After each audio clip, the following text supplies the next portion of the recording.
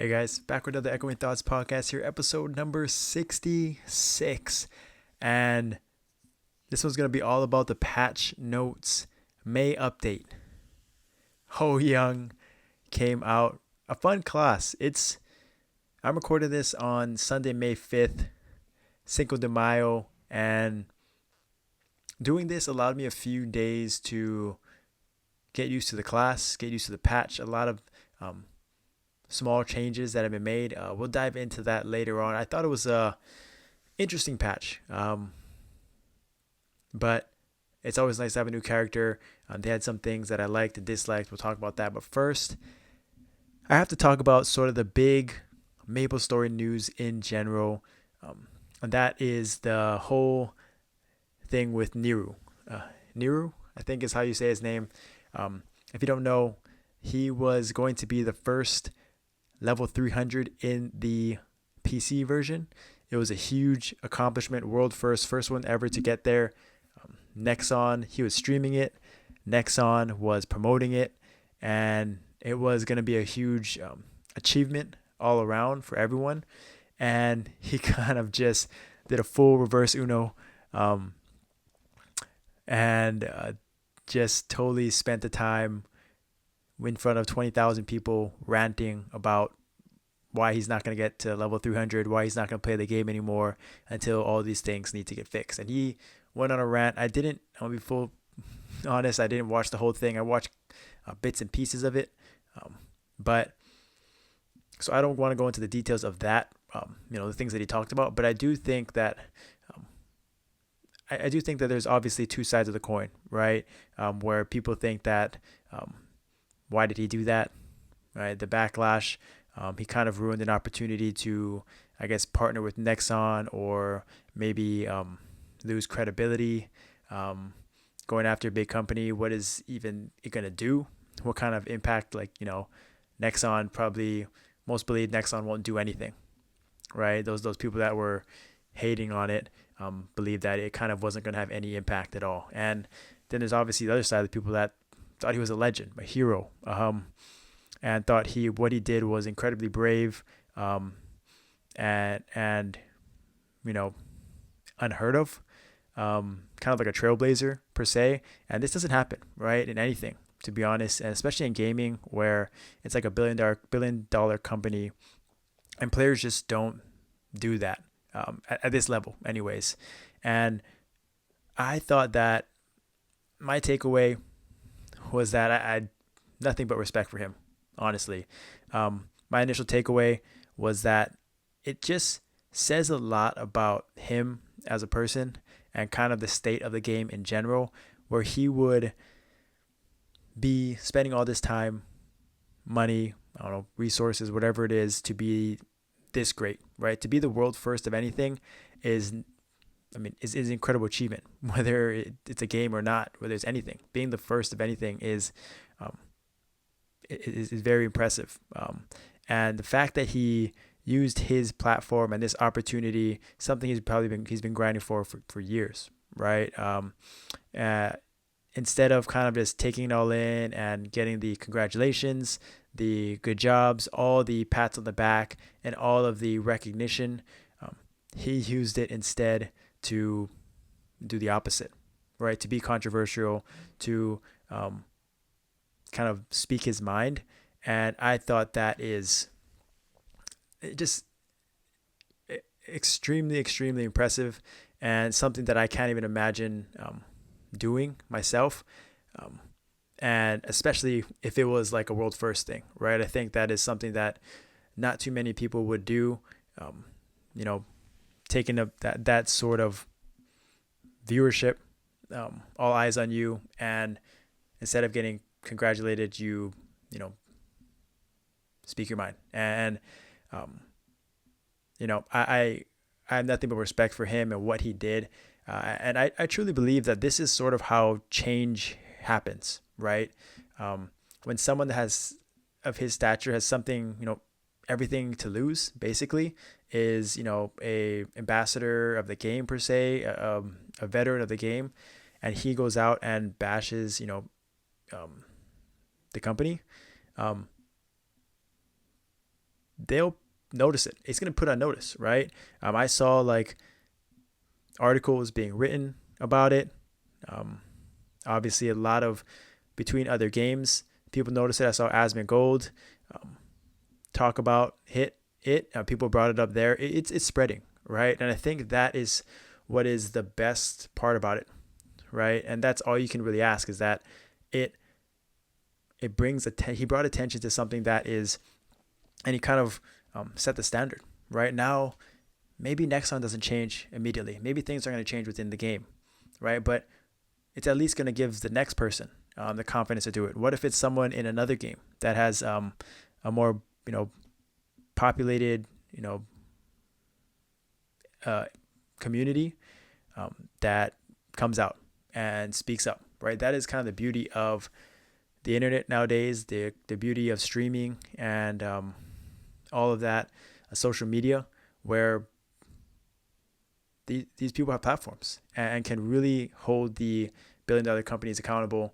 And I have nothing but respect for him and what he did. And I truly believe that is how change is made. It is made, and whether it's immediate or whether it's down the line, it's definitely not going to be forgotten.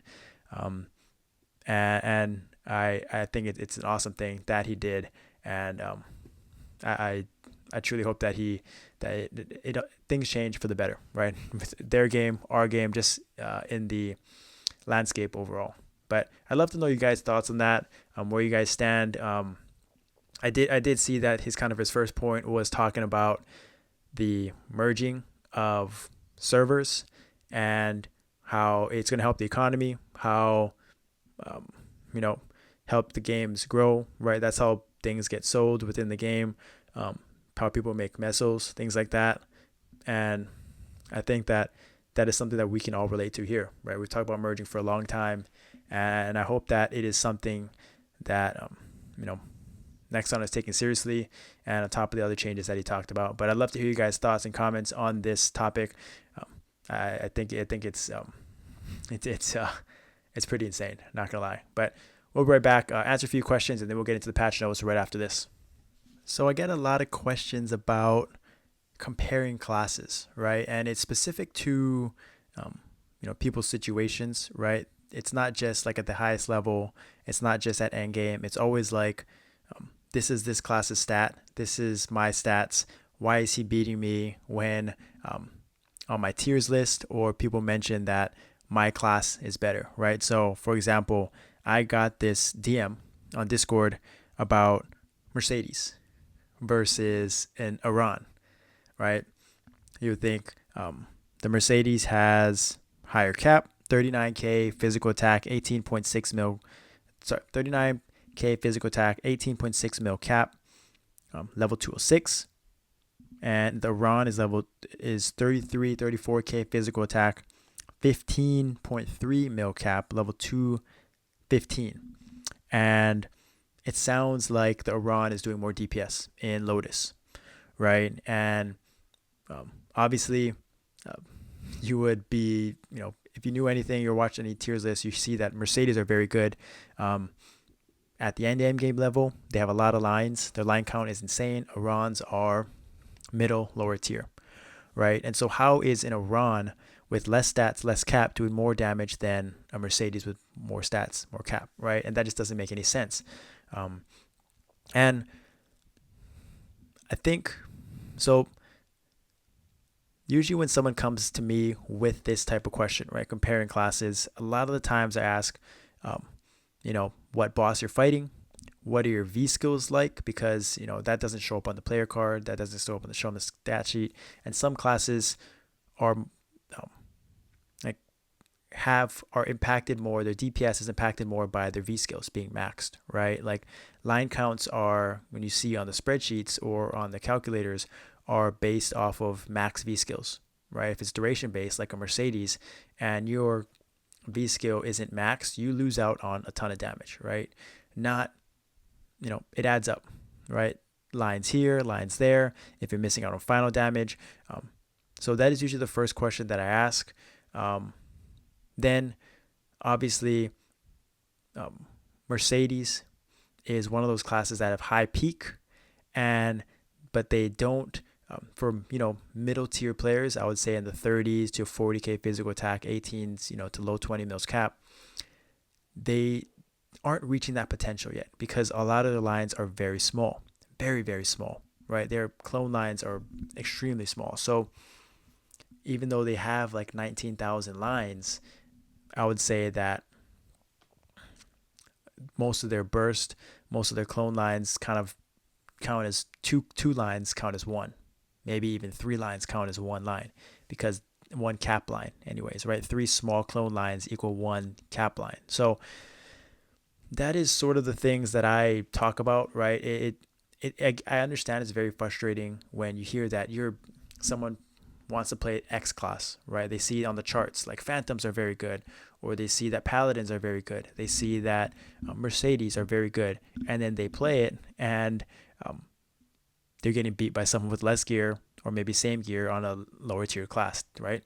And the ease of the class matters as well, right?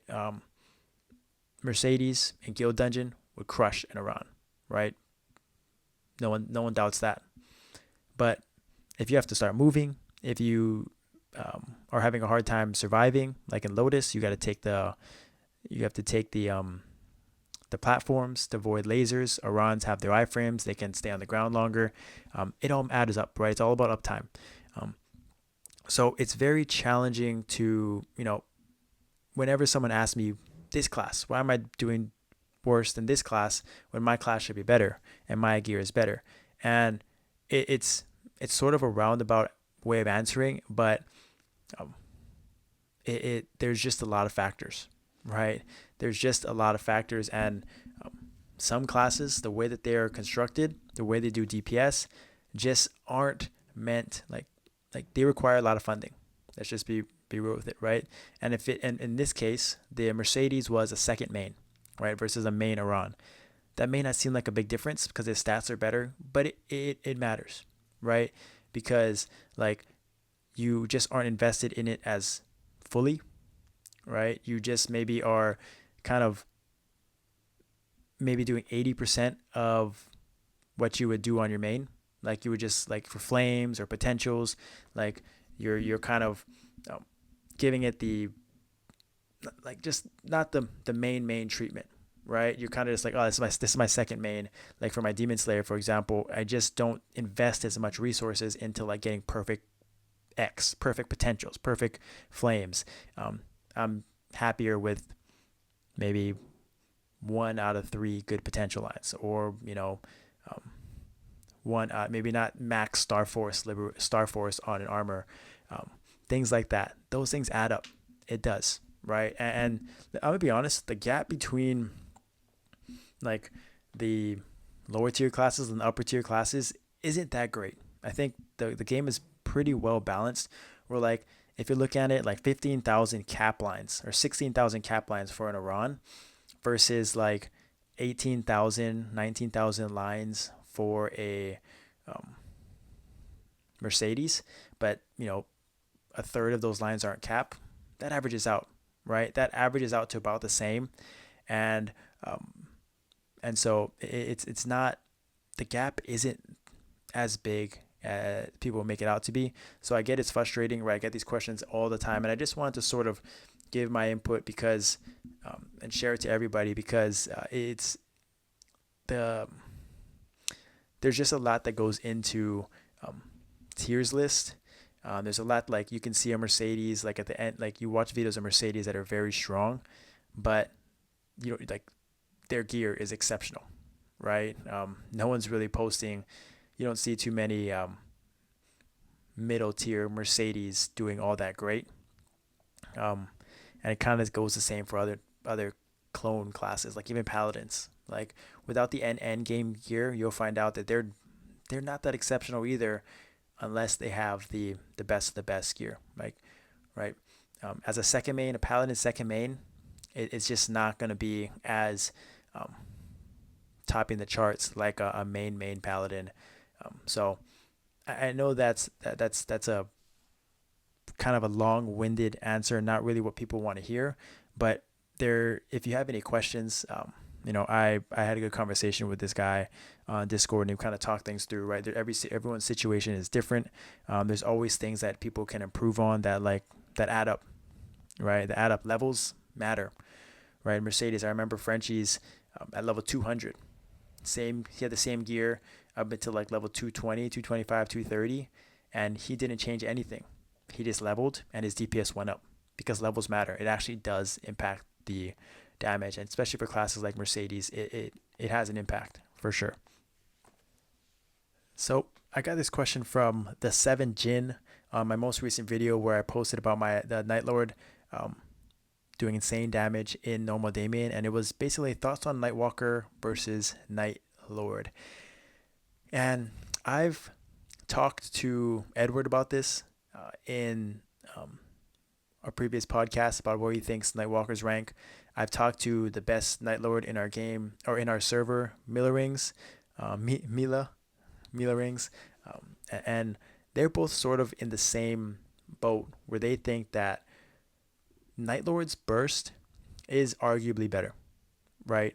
But there's a lot of factors for Night Lords. I talked about in the last video how if you can stand there like it's a target dummy, Night Lords are insane, right? Like Yo Dungeon, Night Lords are very good. In Lotus, um, like when you can stand there in DPS, Night Lords are insane. When you give Night Lords Synchro, Divine Echo, and they have that extra iframe, insane. But if you're a, but that is not always the case, right? If the boss moves and you put your shuriken down and you're not getting the damage from that, right? If you're not standing right on top of the boss with barrage, you are missing out on lines. It's very, there's low room for error. While Nightwalkers just have a greater toolkit overall, right? They're with the remaster, their burst is pretty good. Their consistent damage is pretty good. They have their V skills are up for every 2 minutes and only have 60-second downtime, so they actually have their burst up quite often.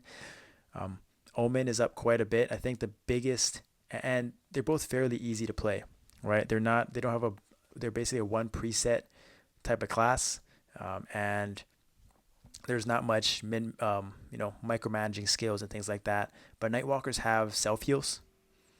They have Dark Sight. They have Omen Darkness. They have more tools in the toolkit. Even though Omen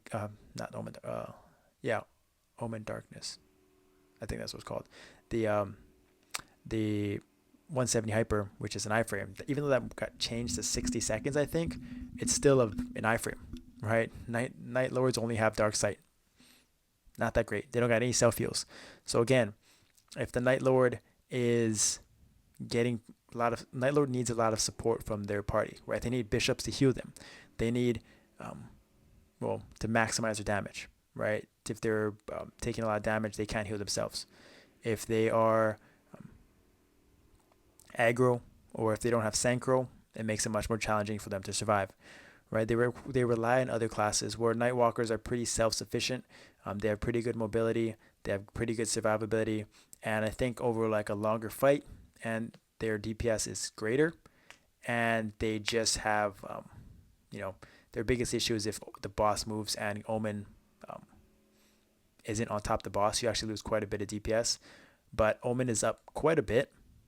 The cooldown gets shortened as long as you're attacking, so you get it pretty frequently. The uptime is pretty good. So I think the top Nightwalkers and Night Lords agree with me that Nightwalkers are overall better. And one of the biggest issues with Night Lords as well at the end game boss, especially for Damien, is that they can't grab aggro. You saw in my last video, I was topping the charts by quite a bit and I still wasn't getting aggro, right? And that matters, right? And if you're a Night Lord that's sort of not the best DPSer in your team and you're not getting all that aggro treatment with party buffs and self heals and things like that, you don't really bring as much. Your DPS will suffer a little bit more, right? As with Nightwalkers, just they just have a little bit more flexibility as far as the things that they can do. They're both DPS classes, right? They don't bring any party buffs or things like that. So they're all about their DPS, and I just think that the margin for error and the consistency of a Nightwalker is just more. Um, I guess it's just more consistent to do damage as a Nightwalker, and there's more room for error than a Night Lord. Um, you might see big peaks as a Night Lord, like 85 bill in normal gaming, but then the previous run I'll do 50, 60, right, bill, and that's massive, right? That's a massive difference, and I just don't think Nightwalkers will see that drastic of a jump.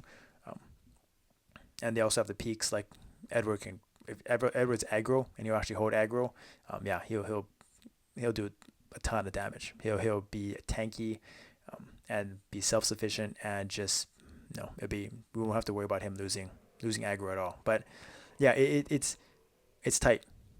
It's tight. That's at the end game as well. Edward did mention. I remember him saying that they're they're sort of not great middle whale, kind of middle tier classes, and I would say that's Nightwalkers, and I would say Nightlords are the same, right? If you're not fully invested in DPS, um, and you're not fully whaling out, I think um, they are okay. They are okay, and especially compared to other thieves as well, they are okay. All right, and we're back finally. Patch notes, May update. HoYoung is out, and I just love one of my favorite things about having new characters is that um, the new names, right? I swear that is always cracks me up. Um, HoYoung is probably one of the best ones out there. Uh, Drop your names. Let me know what your names are. There's a lot of good ones, a lot of inappropriate ones. I named mine. It kind of just worked out. I named mine Young Ho Echo. Kind of gives a little rhyme. And then for my Demon Slayers, I did um, Ho Young Blood. Fire Blue Blood, Ho Young Blood. So kind of worked out nicely with the names. And but I'd love to hear your guys' names. There's a lot of funny ones. Um, I'll just keep them to myself, and just laugh within our guild ones. Those ones are, we have some funny ones in the guild for sure. But Ho Young, kind of the thief, another thief, uses a ritual fan. Man, I love fans. I remember back in the day in the PC, Korean fan was the shit, and yeah. Oh, the Absol Lab monster ritual fan looks pretty sick as well. That's like the yeah, yeah. So I wonder if people are maining it. It seems like their mobbing is pretty good, and they got like their style or their gameplay.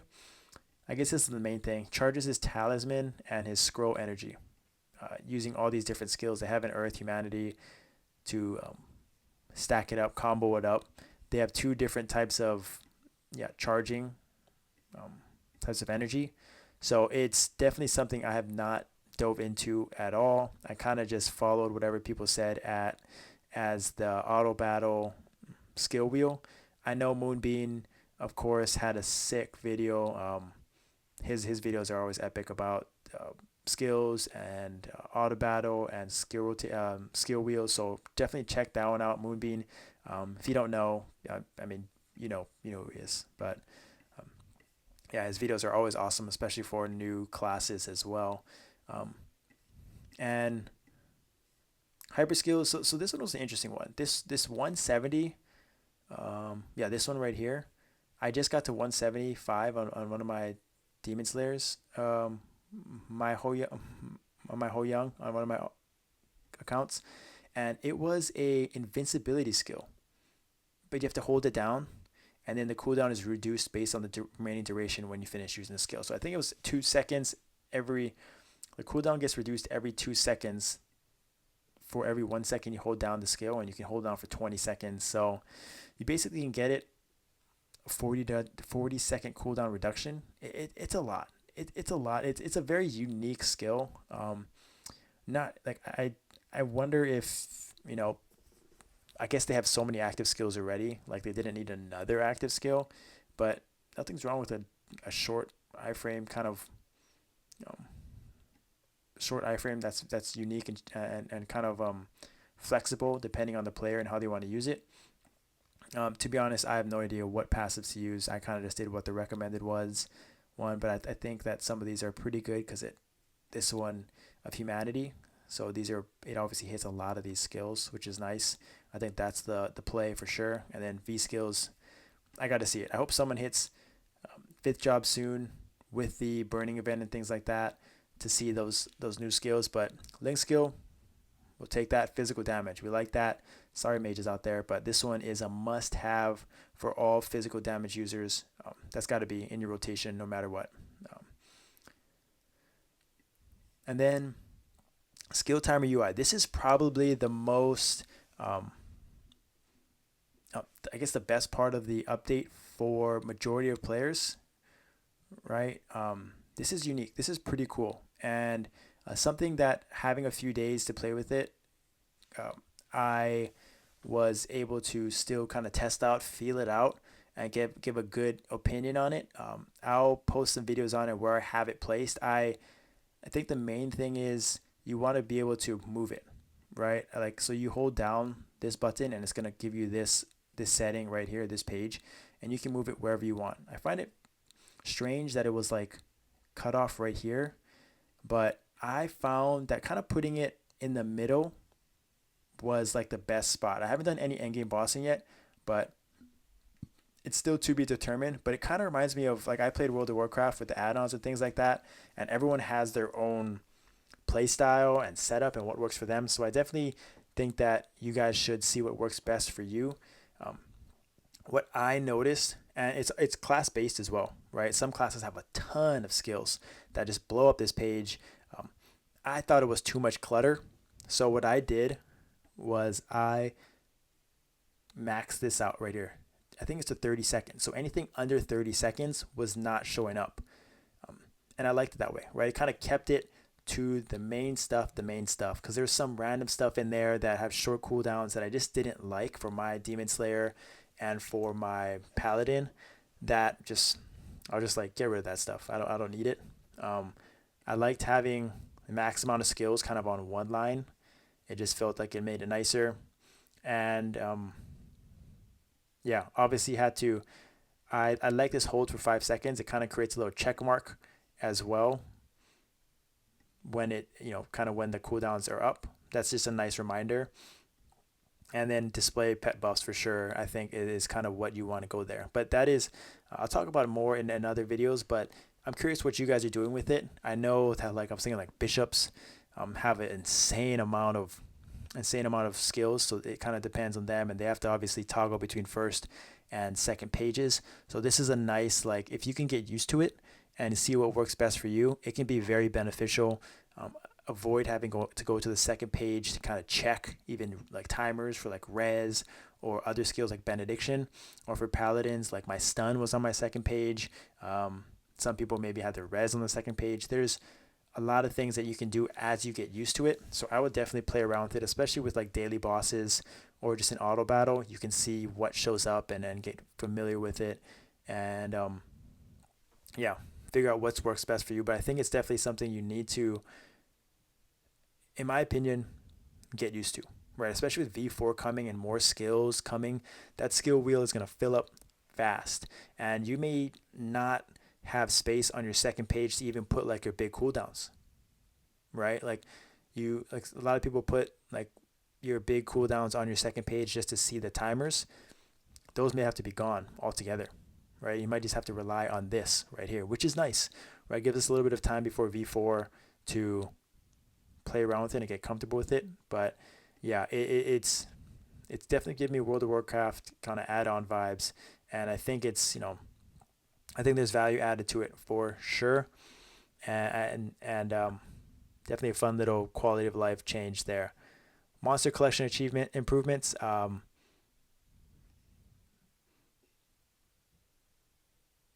Yeah, I think this is pretty cool. Not really big on Monster Park, but it seems like at least they're giving you more opportunities. A choice box is always nice. Love having choices. We don't get much of that. So this is all movable, nice, storable. We love to see that. And then accelerated burning. So this is kind of something that when I first saw this, I was like, this feels okay. Like, so the funny part is this accelerated burning is for 100% EXP from level 1 to 40, right? And this is only for a HoYoung. So you level faster, right? Training grounds took like 20 minutes from 0 to 100. Huge, right? Very nice. But then for the next burning from 140, so the event ends at 140, right? And the next one, you have to click on them to activate it, to register it. And there was an instance where I think I got to like level 141 and then I did it. So I missed out on a level, but it just feels like it was very clunky, right? It felt like we, trust me, we asked for burning events to level 200, right? So we'll take it. Like there is, that's a nice thing that they gave us for sure. But it just felt like, why didn't they just give us burning from 0 to 200? You know, like why do like were they trying out this 100% EXP thing for the first time through levels 1 through 140? Like what was the reason for not just giving us burning all the way to level 200? You know, like it just felt like a kind of like they gave it to us, but then they had to take something away. You know, they gave us the burning to 200, but they couldn't give us the full burning to 200 from level 1. So it just felt like, kind of just not great, right? Just creates like a I'll take it, but it could have been better. Like still questioning type of like reaction to it. So yeah, that was, you know, it is what it is. Just felt ho hum about it. And then I love these things. The main thing is obviously the chair is pretty sick. This has a nice little effect. And then this mount. If you guys haven't seen this mount is legit awesome. I'm actually trying to try hard to get all of these achievements done. At least to get to this 25 achievements done to get this mount before Lady Blair ends so I can get this onto my main. I don't think I'm going to get there. Actually, I think I can. I think I've just made it with all these like recipes and evolutions and all these things that take a few days. Like you can't just do this all in one day. You got to do nets. This is 5 days, right? The auto battle is a pain too. I got to get 1,000.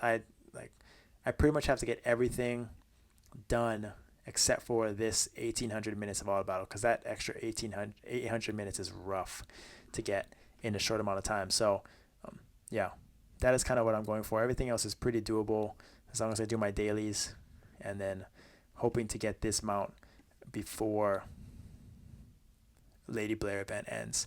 And yeah, it's nice. It's a sick one for sure. I like this. They always give free stuff with the I think the damage skin is pretty nice too. The HoYoung damage skin, we'll take it. Vengeful Soul, I'm going to be honest, I don't know what this is. Is there value in this? Comment below if you actually do this and there's value.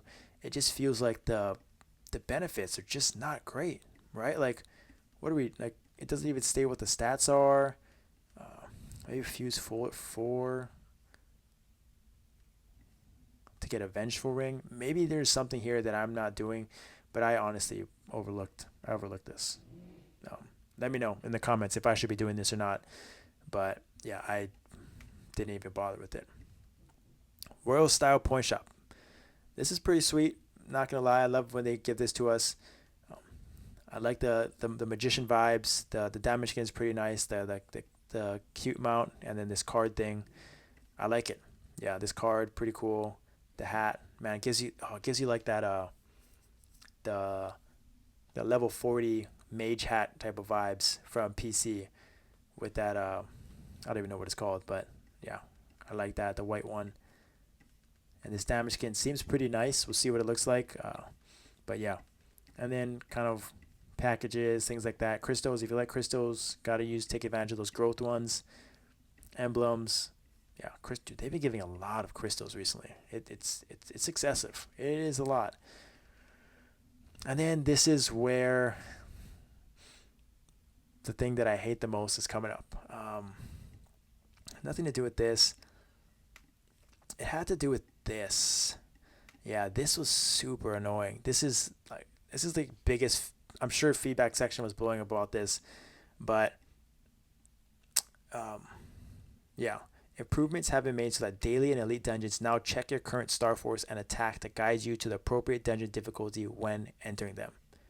So before, like for CDD alts and elite dungeons, it would just go to like whatever level range you're at, right? So if you're like after like one level 160 or something or 150, you would just be defaulting to the chaos daily dungeon tab. So it's automatically, it was easy to get there. You just click on it and then you just start it right away. But now, if your alts are below like 360k CP, which may not seem like a lot, but it kind of is a lot. If you're below that CP range, then you actually get defaulted to the lower ones, right? And you have to click again to get to the chaos, and it's just annoying. Like I know it doesn't sound like a lot, but I just don't understand where they were coming from for this. They didn't even give us an option if they wanted to do it or not. It was like it was an improvement, and it just yeah. I already know feedback is already tilted about this. Um, yeah, it's just annoying. Like already, people are we're just by habit clicking into daily dungeon to start, and we're going into a random one, like a super easy one, and not the not the chaos version. So yeah, it just inconveniences the daily grind just a little bit more, a little bit not great, and I wish they just went back to before. Like I was trying to get my CP up for all my alts, and like mages are brutal. Mages have no CP whatsoever. Like warriors, pretty easy, right? For some reason they have more HP and more stats and things like that. They got to 360k with like full uniques and just by leveling them up for more HP. But man, like mages are like stuck in like 160k, and even like leveling up the weapon to max, the uniques and things like that, it they would get like the 200s, and I was just like, geez, it's just brutal. And so yeah, frustrating for sure.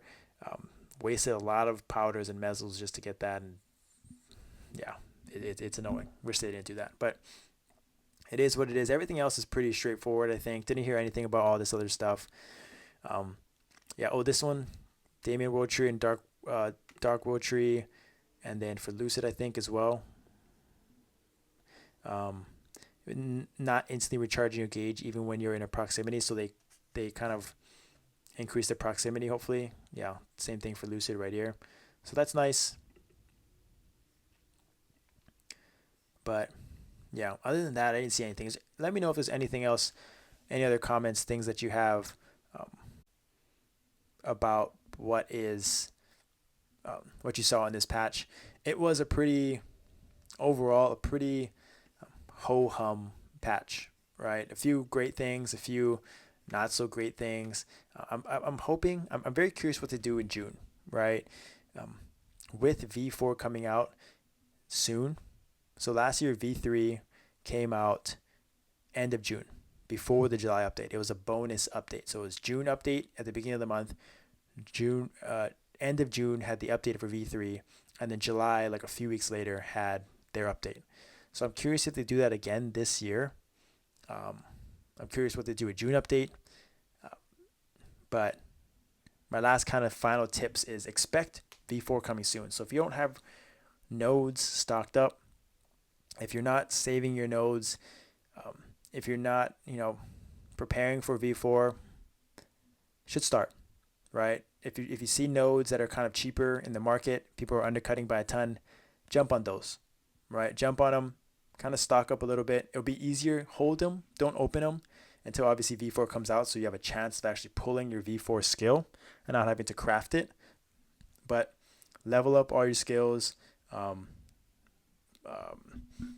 so that they can be extracted at higher levels. Hold on, start stocking up on nodes so that we can pull right away as V4 comes out. Yeah, everyone's going to want to get their V4s. Everyone's going to want to level that up. So if the node prices are going to start dropping soon, so definitely try to invest in those as you can, whatever works for your budget, and so you're ready to go and not kind of last minute kind of doing it. Or if you want to stock up on nodes and right now and want to use it to sell at when V4 comes out, that's a great idea as well. But it's coming. It's coming less than, it's 2 months away, maybe less. So definitely excited for that. People are going to be prepared. You should be too, to kind of take advantage of the market um, as you can. But thank you again for watching. Sorry this one's a little delayed, but thank you again. I'll see you next time.